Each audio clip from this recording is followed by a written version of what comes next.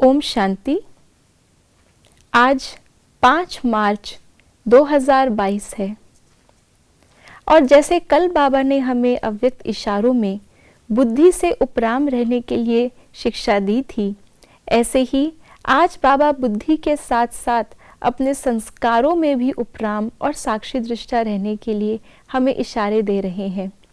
तो आइए जानते हैं आज के बाबा के 5 तारीख के अव्यक्त इशारे।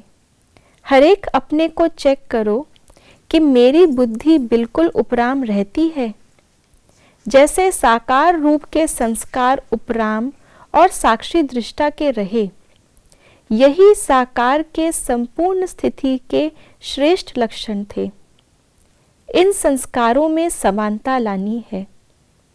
इन गुणों से सर्व के दिलों पर विजयी होंगे। अभी जो सर्व के दिलों पर विजयी बनते हैं, वही भविष्य में विश्व महाराजन बनते हैं।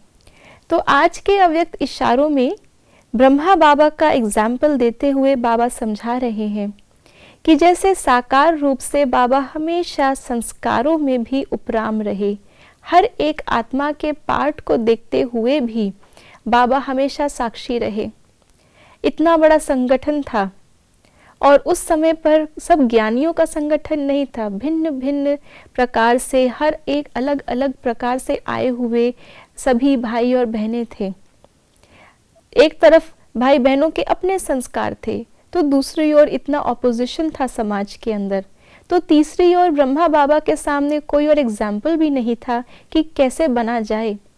लेकिन फिर भी शिक्षा देते हुए भी सभी बच्चों को एक अनुशासित रूप से हैंडल करते हुए भी कभी भी बाबा उनकी गलतियों को अपने चित्त पर नहीं रखते थे। हमेशा उनके पार्ट को देखते हुए साक्षी रहते थे। कोई ट्रेटर भी बन रहा है, कोई ग्लानि भी कर रहा है, कोई निंदा भी करवा रहा है, फिर भी बाबा ने हमेशा उनके प्रति जो दृष्टि रखी वो कल्याण की ही थी। तो जो आज बाबा ने हमें इशारों में कहा है कि हम सबके दिलों को जीत सकते हैं अपने संस्कारों से, ये तभी हो सकता है जब हम अपने संस्कारों में दूसरों के संस्कारों का प्रभाव ना पड़ने दें। वो कुछ भी कर रहे हैं, लेकिन जैसे बाबा ने हमेशा अपने आप को पूरे यज्ञ का प्रजापिता, पूरे सृष्टि की आत्माओं का पिता समझ करके, हमेशा पूर्वज समझ करके उपराम रहे, सब कुछ देखते हुए भी हमेशा उनके लिए सम्मान की दृष्टि रखी, सब कुछ सहन किया।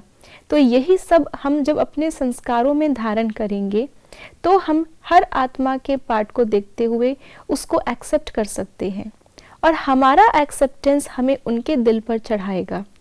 और जैसे आज बाबा ने अंत में कहा कि जो इस समय सबके दिलों पर राज्य करेंगे, वही विश्व में विश्व महाराजन बनेंगे भविष्य में। तो इसी प्रकार से आज का चिंतन बिंदु है कि मुझे अपने संस्कारों को बाप समान बनाकर हर आत्मा के प्रति अपने संस्कारों को मोल्ड करना है और हमेशा उनके दिलों को जीतना है। ओम शांति।